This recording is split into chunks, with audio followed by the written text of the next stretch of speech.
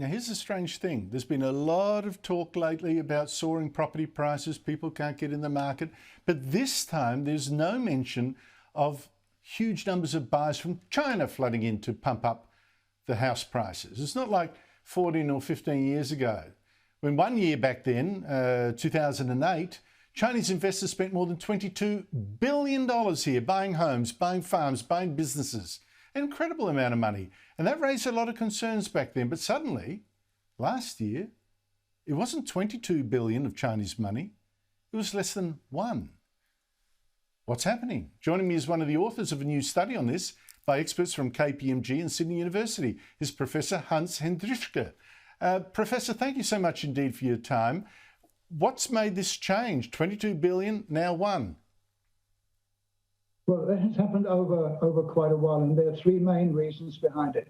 The first reason is, in fact, on the Chinese side, that the Chinese government has put currency export restrictions on all their overseas investments. So that started in 2016, so we still had a peak then, and from then on it has gone down, and not only in Australia, but it has also dropped in all major developed countries.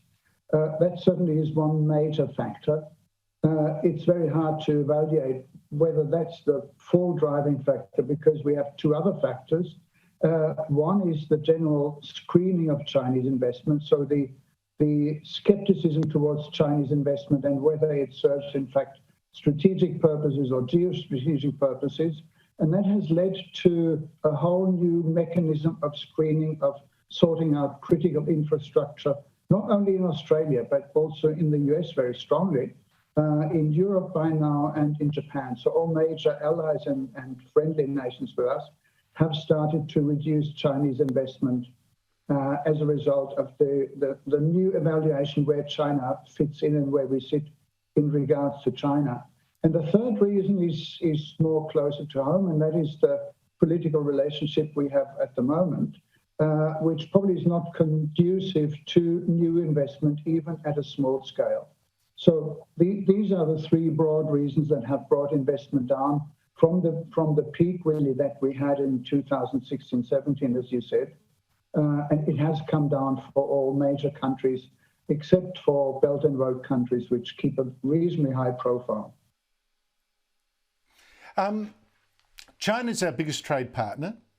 China still owns a lot of assets here. The money hasn't gone back to China, the money that's been invested. It's getting less now with each year added onto it, but it's got a lot of assets here. Should we become less dependent on China for our own national security, just like Europe now realises it had to get less dependent on Russian oil and gas and coal?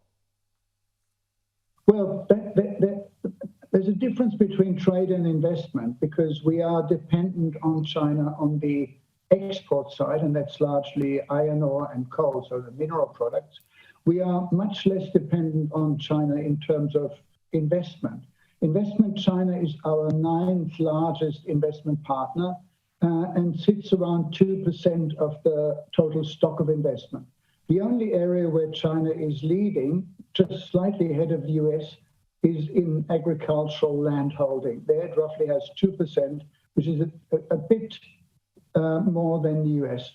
But that's the scope of Chinese investment on that side. So we have a disconnect between exports to China, where we are overexposed, and we have on the other side investment, where we're actually at a very low level now. Professor Hans Hendrischke, thank you so much indeed for your time.